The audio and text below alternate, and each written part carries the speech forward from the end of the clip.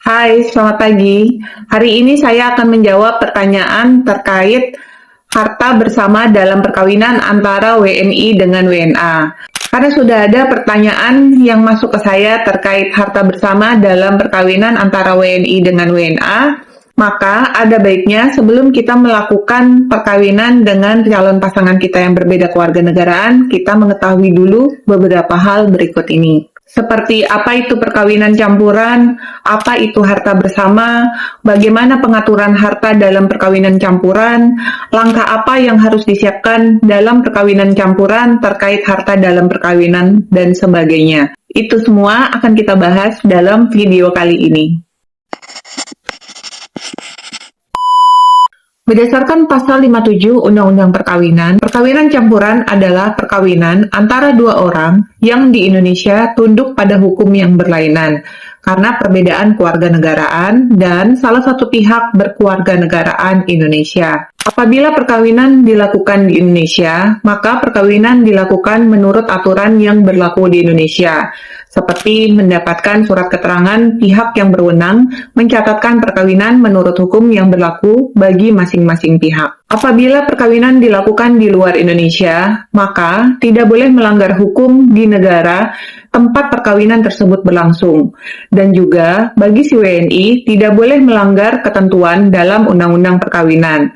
Serta setelah suami istri itu kembali ke wilayah Indonesia, surat bukti perkawinan mereka harus didaftarkan di kantor pencatatan perkawinan tempat tinggal mereka. Sekarang, apa itu harta bersama? Harta bersama berdasarkan pasal 35 ayat 1 Undang-Undang Perkawinan adalah harta yang diperoleh selama perkawinan, yang bersumber bisa dari suami atau istri atau keduanya. Oke, sekarang kita masuk ke dalam pembahasan harta dalam perkawinan antara WNI dengan WNA. Pertanyaan yang timbul adalah bagaimana dengan pembelian aset yang dilakukan baik oleh si WNI ataupun si WNA-nya. Apakah bisa pasangan WNA-nya tersebut membeli aset di Indonesia setelah menikah dengan WNI? Atau apakah bisa si WNA membeli aset di Indonesia dan diatasnamakan si WNI tersebut setelah menikah dengan si WNA? Jawabannya adalah mengacu pada aturan-aturan berikut ini.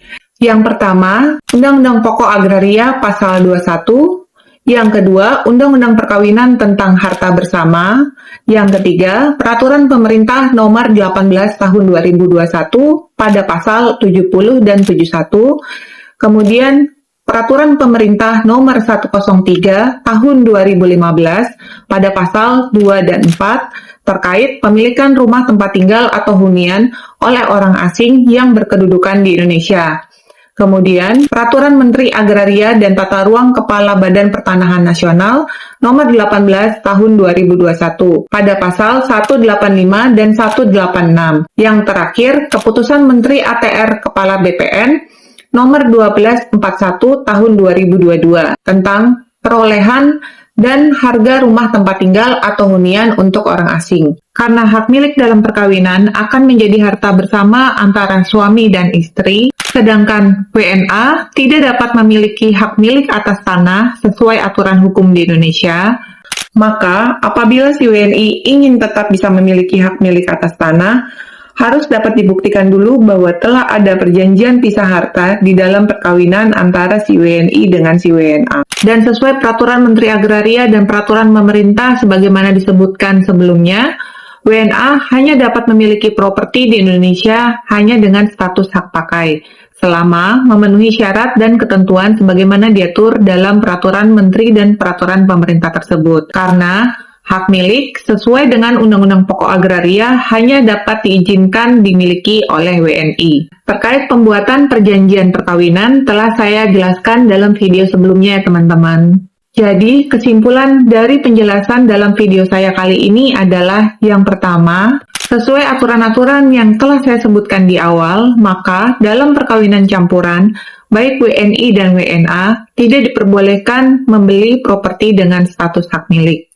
Namun, apabila si WNI ingin tetap bisa membeli properti dengan status hak milik, maka dia wajib membuat perjanjian pisah harta dalam perkawinannya. Dan jika sudah ada perjanjian pisah harta, maka tidak ada harta bersama dalam perkawinan tersebut. Sedangkan bagi si WNA, tetap dapat memperoleh properti di Indonesia, tetapi dengan status hak pakai, setelah memenuhi syarat-syarat yang ditetapkan dalam aturan-aturan yang telah saya sebutkan di awal video ini.